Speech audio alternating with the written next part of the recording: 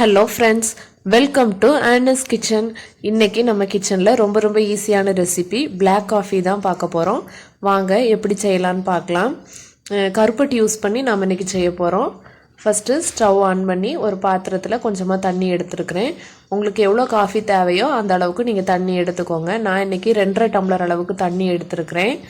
இதில் இஞ்சி கொஞ்சமாக எடுத்து தொலியெல்லாம் நீக்கிட்டு கழுவி வச்சுருக்கேன். அதை லைட்டாக தட்டி இதில் சேர்த்துக்கிடுறேன். இஞ்சில் உள்ள ஃப்ளேவர் எல்லாம் நல்லா தண்ணியில் இறங்கட்டும். அப்புறமா கருப்பட்டி கொஞ்சமாக சேர்த்துக்கிடுறேன். இனிப்புக்கு தேவையான அளவு கருப்பட்டியும் சேர்த்துக்கலாம். இப்போ இந்த இஞ்சில் உள்ள ஃப்ளேவர் நல்லா இறங்கட்டும். கருப்பட்டியும் நல்லா கரைஞ்சி வரட்டும். நல்லா கொதிக்க விட்டுருங்க. இப்போ தான் லைட்டாக கொதிக்க ஆரம்பிக்கி. இன்னுமே நல்லா கொதிக்கணும். நமக்கு சளி அப்புறமா தலைவலி இதெல்லாம் இருக்கும்போது இதை மாதிரி இஞ்சி போட்டு காஃபி எடுத்துக்கிட்டுறது ரொம்ப நல்லது.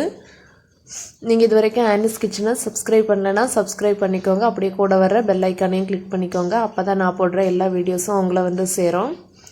இப்போ நல்லா கொதிச்சுட்டு இதில் நம்ம காஃபி பவுடர் சேர்த்துக்கலாம். இது இன்ஸ்டன்ட் காஃபி பவுடர் கிடையாது. இது வந்து ஃபில்டர் காஃபி பவுடர். எந்த பிராண்ட்னாலும் எடுத்துக்கோங்க.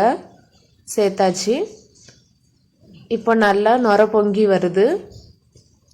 இந்த டைமில் நம்ம வந்து ஸ்டவ் ஆஃப் பண்ணிவிட்டு அப்படியே இதை மூடி வச்சிடலாம். பாருங்கள், இது மாதிரி நல்லா நுர பொங்கி கொதிக்குதுல்ல. இந்த டைமில் நம்ம வந்து ஸ்டவ் ஆஃப் பண்ணி வச்சிடலாம். அப்படியே மூடி வச்சுருங்க. கொஞ்ச நேரத்துக்கு டிஸ்டர்ப் பண்ணாமல் அப்படியே இருக்கட்டும்.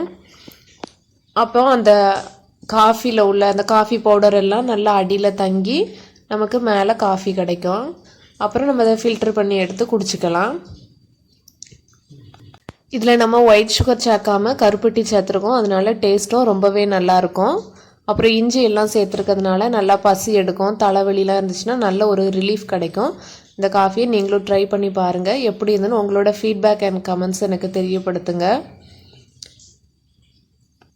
நல்லதை சாப்பிடுங்க, நலமாக இருங்க. தேங்க்ஸ் ஃபார் வாட்சிங்.